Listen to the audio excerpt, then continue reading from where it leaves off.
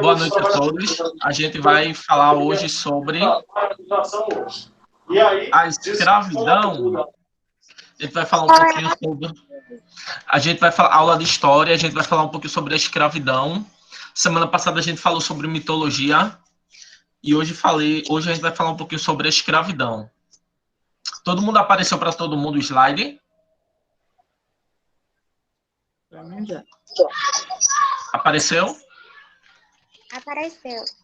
Apareceu. Beleza.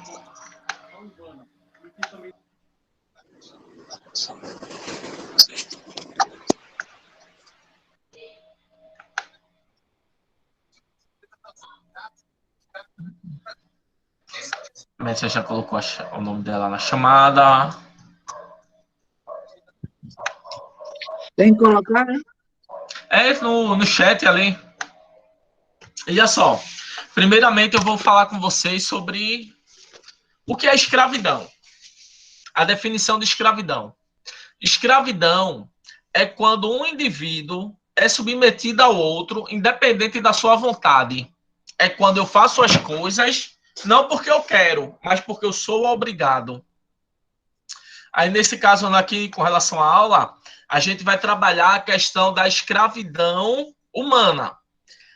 Também tem a escravidão dentro do trabalho, tem a escravidão familiar, tem a escravidão social, tem a escravidão cultural. Existem vários tipos de escravidão. Mas a gente aqui, especificamente, a gente vai trabalhar com a questão da escravidão humana, né? O processo de escravidão humana desde a época do Brasil colonial, que vem até hoje, nessa perpetuação que a gente tem, principalmente com relação à questão do negro. O negro que é marginalizado, o negro que foi escravizado. A escravidão negra do Brasil, ela vai tomar, né, proporções marcantes e vai ficar no imaginário coletivo. Quando a gente fala em escravidão, a gente imagina sobre o quê? O negro lá apanhando, sofrendo. Só que a escravidão não foi apenas da escravidão negra, não. Os índios também foram escravizados e brancos pobres também eram escravizados para pagar suas dívidas. Então, no Brasil, a gente tem a escravidão de negros, de índios e de brancos pobres. Porque quando a gente fala de escravidão, vem logo no imaginário da gente o quê? O negro sofrendo, amarrado, passando fome, passando necessidade. Nessa ideia que a gente tem, quando a gente fala de escravidão. Mas aí a gente hoje vai tratar a escravidão de outra... sobre outro viés. A escravidão nos outros povos, não apenas os negros. Claro que o foco é no negro, que o negro foi realmente quem mais sofreu. O negro realmente foi quem mais vai ter, né, as marcas até hoje. A população negra está aí, sofrendo até hoje herança dessa escravidão que a gente teve aqui no Brasil colonial. Aí, primeiramente, no Brasil, inicialmente, os portugueses vão tentar a escravidão dos índios. Mas a resistência deles, as doenças que os dizimaram e a fuga para o interior vão impedir essa escravidão. Ou seja, os portugueses quiseram logo escravizar os índios. Só que, primeiro, os índios eram chamados de preguiçosos, porque os índios não queriam trabalhar de 6 da manhã às 6 da noite. O índio ficava ali trabalhando 1 horinha, 2 horinhas, depois dava um ninja. Ele fugia e só aparecia de noite. Por quê? Porque o índio já conhecia as matas, já conhecia as tocas, coisa que os portugueses ainda não conheciam, o homem branco ainda não conhecia. Então o índio dava um verdadeiro ninja nos portugueses. E os índios eram chamados de preguiçosos, porque eles não queriam trabalhar. E sem falar que os índios não aceitavam ser chamados com os nomes portugueses. Vocês repararam que aqui muita gente tem o sobrenome Silva? O Silva significa selva. Então, todo índio que era catequizado, ele pegava o seu nome e colocava o nome Silva. Por isso que o nome Silva é tão popular aqui no Brasil. Fulano da Silva, aí, João da Silva, Maria da Silva, Pedro da Silva, José da Silva. Então, eles pegavam os índios e eles catequizavam os índios e colocavam os índios com nome de portugueses. Nome, né, nomes cristãos. Não necessariamente portugueses, mas nomes cristãos. Aí a escravidão indígena em si. Eles trabalhavam na grande lavoura e era culturalmente incompatível. Eles fugiam muito, os índios. Vai haver um declínio demográfico muito grande de indígenas. As ordens religiosas, a igreja vai ser contra a escravidão indígena. O trabalho vai ser pouco lucrativo para os portugueses. Essa escravidão vai ser utilizada em larga escala, principalmente nas capitanias do Sul, Rio Grande do Sul, Paraná e Santa Catarina. E o governo também vai legitimar o que ele chama de guerra justa, que mais na frente eu vou falar para vocês o que seria esta guerra justa. Então, a igreja, os padres jesuítas, eles vão ter participação crucial na tentativa de integração dos índios à realidade colonial cristã. Por quê? Na Europa, estávamos vivendo um período chamado de Reforma Protestante. O que foi a Reforma Protestante? Foi a divisão do cristianismo. A Igreja Católica estava perdendo muitos adeptos e ela estava precisando recuperar seus adeptos. Os índios foi uma maneira que a Igreja encontrou de recuperar estes adeptos, fazer com que os adeptos venham para o Brasil, né? Venham para a cristandade. Para o Brasil, não, retornem para a cristandade. Então, a Igreja Católica, ela vai proibir a escravidão indígena. Ela vai dizer, olha, escravo indígena, vocês não podem escravizar. Agora, se vocês quiserem escravizar negros, lá na África eles já estão acostumados com a escravidão, beleza. Então, a escravidão negra, beleza. Agora, a escravidão indígena, a igreja vai proibir. Não esqueçam disso na hora que estiverem fazendo lá o testezinho de vocês. A igreja ela vai proibir a escravidão indígena. A guerra justa que eu falei para vocês. O que seria essa guerra justa?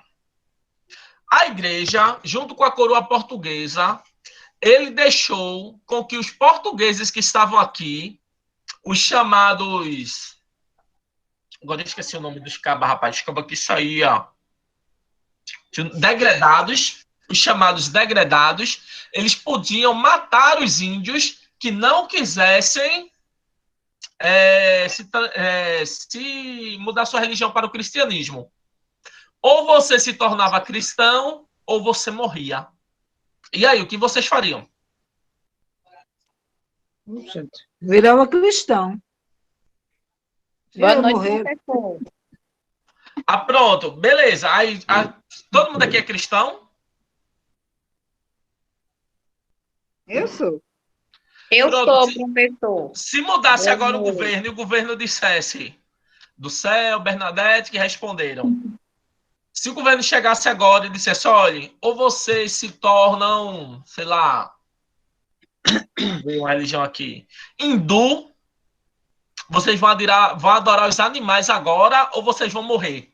Vocês morreriam pelo cristianismo? Não. Eu ia adorar os animais. Ia adorar os animais. Bernadette. Eu também, é melhor, né? O que fizeram com os índios.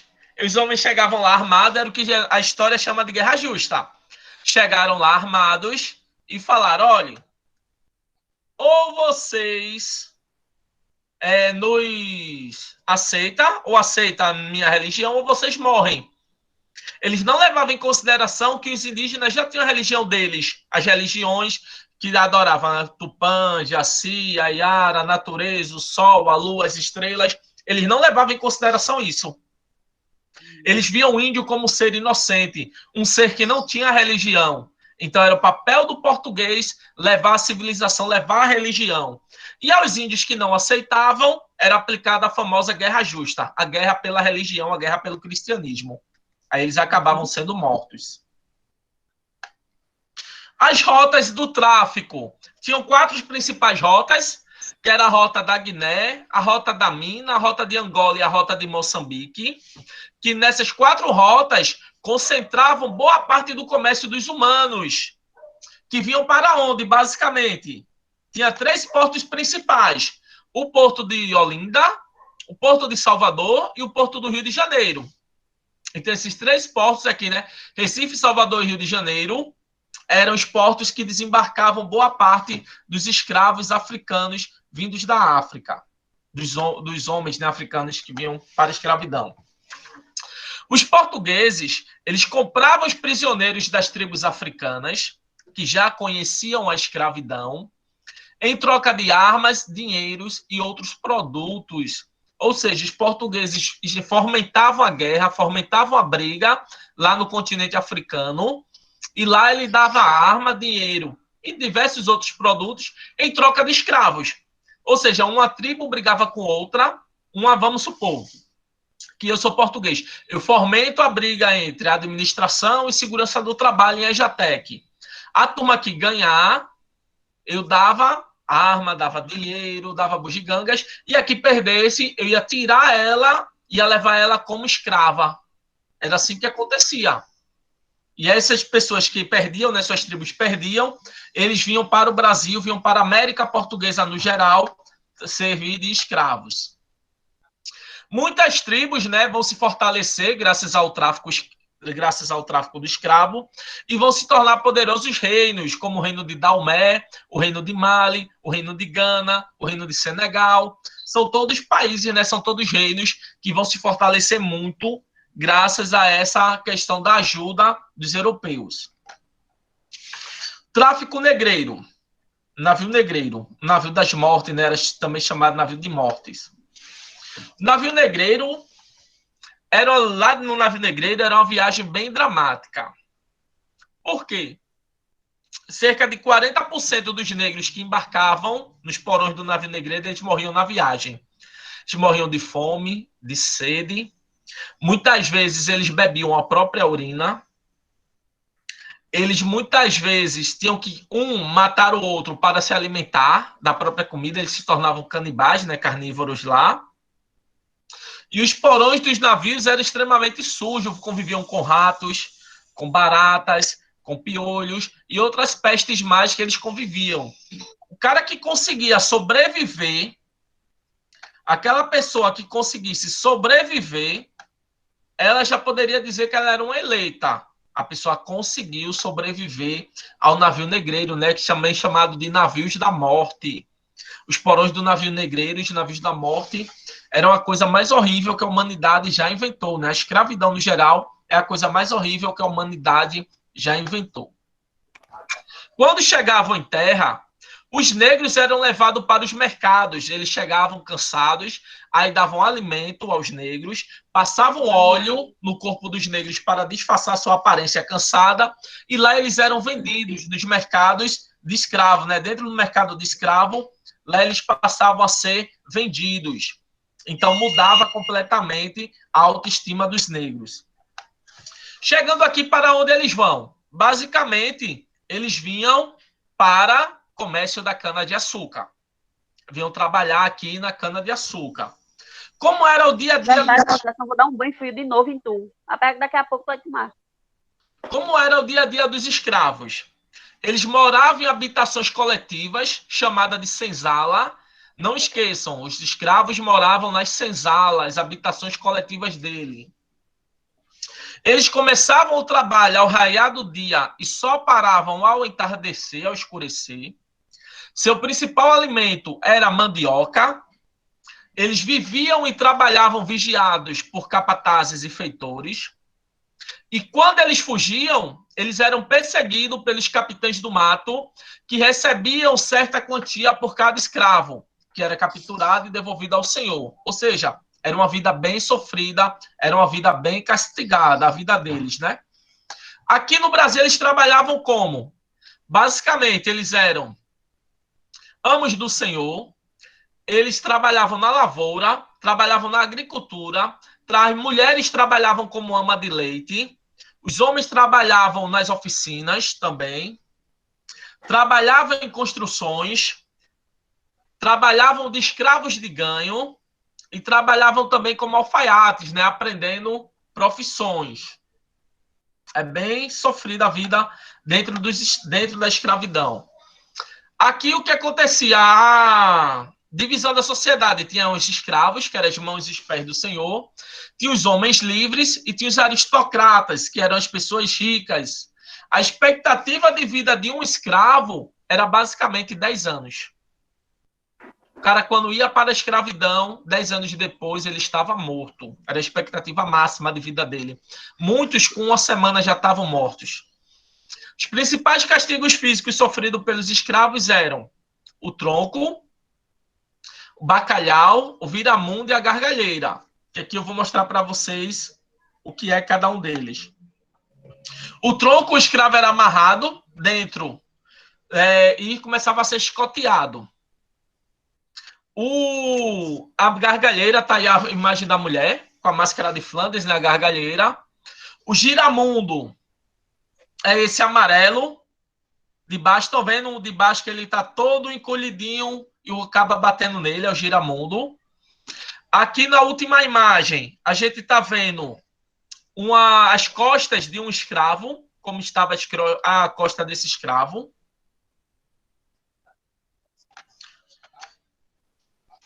Por fim, vamos falar da resistência. As principais formas de resistência eram: eles fugiam para os quilombos, eles adoeciam, que era chamado banzo, né? Doença do sol, insolação. Eles se suicidavam. As mulheres provocavam muitas vezes abortos. Eles assassinavam feitores e patrões. Colocavam fogo no canavial e quebravam as máquinas de engenho, muitas vezes. Dentro do quilombo, como era? Grande parte dos escravos negros fugidos reuniam-se em comunidades chamadas quilombos. O quilombo mais famoso que existiu foi o Quilombo dos Palmares, e seu líder era Zumbi. Todo mundo já ouviu falar do Zumbi dos Palmares?